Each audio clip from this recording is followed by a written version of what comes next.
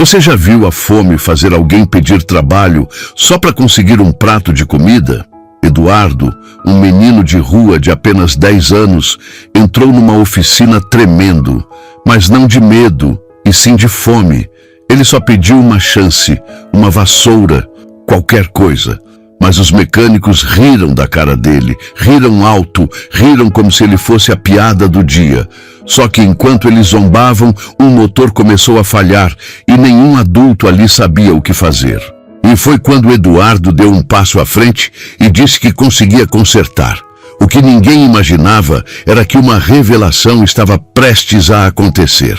Antes da história, inscreva-se no nosso canal. Nós damos vida às lembranças e vozes que nunca tiveram espaço, mas que carregam a sabedoria de uma vida inteira. Vou te contar essa história do início. A fome dói de um jeito que quem nunca sentiu não conseguiria entender. Não é só o estômago roncando, é a cabeça rodando, as pernas fracas, a vontade de desistir batendo na porta do peito toda hora. Eduardo conhecia essa dor desde os 7 anos. Quando perdeu os pais num acidente e a rua virou sua casa. 3 anos depois, aos 10 anos, ele já sabia que pedir esmola não dava futuro. Então, naquela manhã quente de terça-feira, ele entrou na oficina Moreira, no centro de Belo Horizonte, e fez a única coisa que sabia fazer: oferecer trabalho em troca de comida. Ei, chefe, eu trabalho por um prato de comida, qualquer coisa. Eu limpo, organizo, carrego peso. Os mecânicos pararam. Olharam para o menino descalço, magro, com a camisa rasgada e a cara suja de poeira. E riram. Riram alto. Riram como se Eduardo fosse a piada do dia. Olha só, gente, o moleque quer trabalhar aqui, gritou Antônio, o mecânico mais velho da oficina, um sujeito carrancudo de bigode grosso e voz grossa. Vai fazer o quê, moleque? Sujar mais o chão? Eduardo engoliu seco. Ele já estava acostumado com isso. A humilhação não doía mais que a fome. Eu sei fazer muita coisa, moço. Aprendi com meu pai. Ah, é? E quem era seu pai? Antônio deu uma gargalhada escandalosa e os outros mecânicos acompanharam. Nesse momento, do fundo da oficina, um motor começou a fazer um barulho estranho. Um som que ninguém conseguia identificar havia 2 dias. O dono do carro, um senhor de terno, estava nervoso. Antônio, pelo amor de Deus, descobre o que é isso. Já paguei 3 diagnósticos e ninguém resolve. Antônio se aproximou do capô aberto, mexeu em algumas peças, checou a fiação, bateu na lateral do motor. Nada. Os outros mecânicos também tentaram. Nada. Eduardo, parado ali no canto, escutou o barulho, fechou os olhos e ouviu de verdade, como se o motor estivesse contando uma história para ele. Posso tentar? A voz do menino era baixa, quase um sussurro. O quê? Antônio virou com raiva. Sai daqui, moleque! Isso aqui é coisa séria! Mas o dono do carro, desesperado, olhou para Eduardo e deu de ombros. Deixa o garoto tentar. Pior que tá, não fica. Antônio bufou, cruzou os braços e se afastou com cara de quem estava assistindo a um circo. Eduardo se aproximou, colocou a mão no motor, sentiu a vibração, inclinou a cabeça. Enquanto isso, Antônio e os outros riam da cara dele e faziam piadas. Então, com uma confiança estranha para um menino de 10 anos, ele falou: é a válvula de escape. Tá presa. Só tirar o parafuso aqui, ajustar o ângulo e apertar de novo. Silêncio. Os mecânicos olharam uns para os outros. Antônio deu uma risada seca. Ah, claro, o menino de rua agora é engenheiro. Mas o dono do carro olhou para Eduardo com curiosidade. Faz o que ele falou. Antônio, com raiva, pegou a chave, soltou o parafuso, ajustou a peça como Eduardo tinha indicado e apertou de novo. Ligou o motor. Silêncio. Silêncio perfeito. O barulho tinha sumido. O dono do carro arregalou os olhos. Meu Deus! O menino acertou. Antônio ficou vermelho de raiva. Os outros mecânicos ficaram boquiabertos. E Eduardo, pela primeira vez em muito tempo, sentiu algo quente no peito. Não era fome, era orgulho. Toma, garoto! Uma mulher de avental azul, Juliana, a faxineira da oficina, Apareceu com um prato de macarrão fumegante. Você merece. Eduardo comeu como se fosse a última refeição da vida. E enquanto mastigava, ele jurou para si mesmo: eu vou voltar aqui e vou provar que eu sei o que estou fazendo.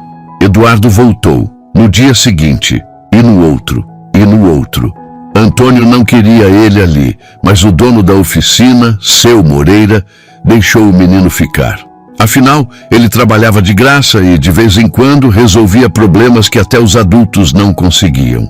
Eduardo limpava o chão, organizava as ferramentas, lavava peças sujas de graxa. Mas o tempo todo, ele observava tudo. Como os mecânicos diagnosticavam falhas, como desmontavam motores, como testavam peças. Ele não aprendia lendo manuais. Ele aprendia sentindo. E quanto mais ele trabalhava, mais memórias voltavam. Memórias do pai, um homem alto, de macacão azul, que cheirava a óleo e sempre sorria quando falava de carros. Filho, motor é como coração. Se você escutar direito, ele te conta o que está sentindo. Eduardo não entendia direito na época, mas agora ele entendia tudo. Certa tarde, um cliente trouxe uma caminhonete que não ligava de jeito nenhum. Os mecânicos testaram bateria, alternador, velas, bomba de combustível, nada. Esse treco tá possuído, resmungou Antônio. Eduardo do canto falou baixinho. É o sensor de rotação. Tá enviando sinal errado para a central. Antônio olhou para ele com ódio. Você não foi chamado, moleque.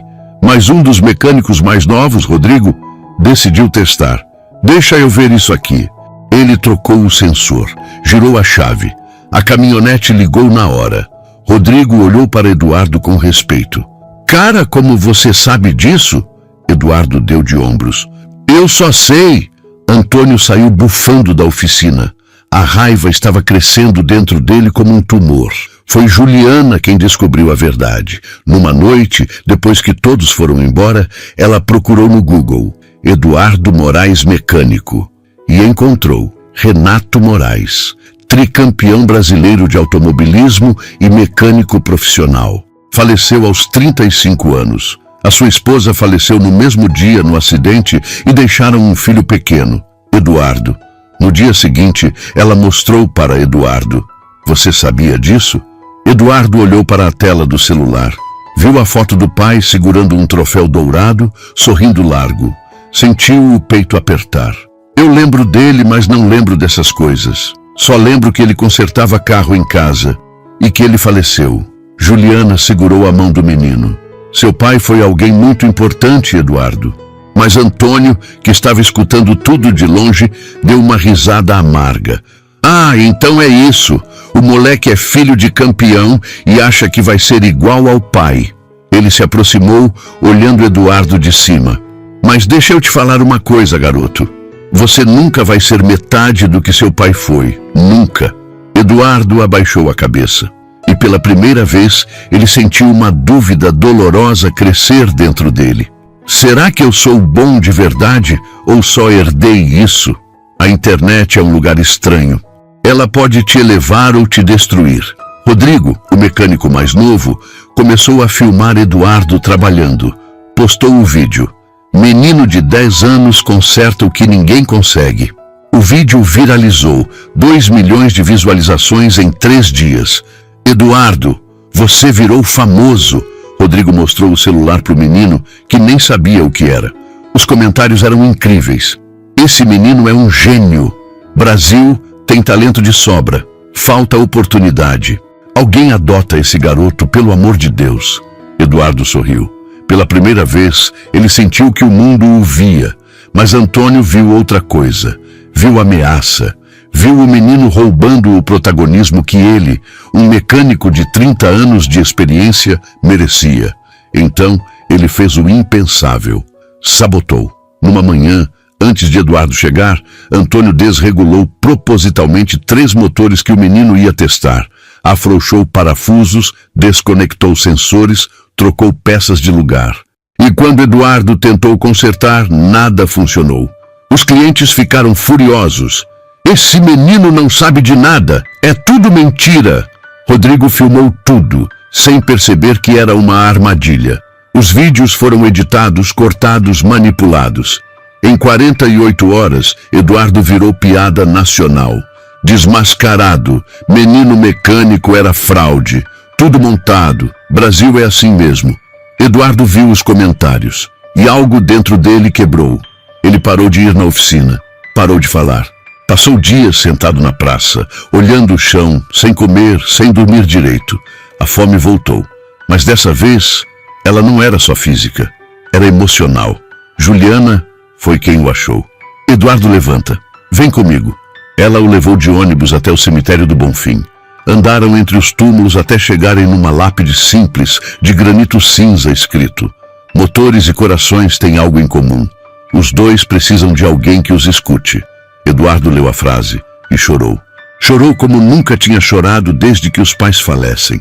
Eu não consigo ser igual a ele, Juliana. Eu não consigo. Juliana ajoelhou na frente do menino e segurou o rosto dele com as duas mãos. Você não precisa ser igual a ele, Eduardo. Você precisa ser você. Seu talento não é herança, é seu. Sempre foi. Eduardo olhou nos olhos dela e pela primeira vez ele acreditou.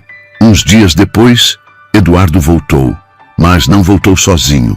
Ele trouxe 4 crianças de rua com ele. Seu Moreira, eu quero ensinar eles o que eu sei, de graça. Só preciso de um cantinho da oficina. Seu Moreira, um homem de coração mole, aceitou. E assim nasceu o projeto Crianças do Asfalto. Eduardo ensinava mecânica básica para as crianças. Como trocar óleo, como identificar problemas simples, como usar ferramentas.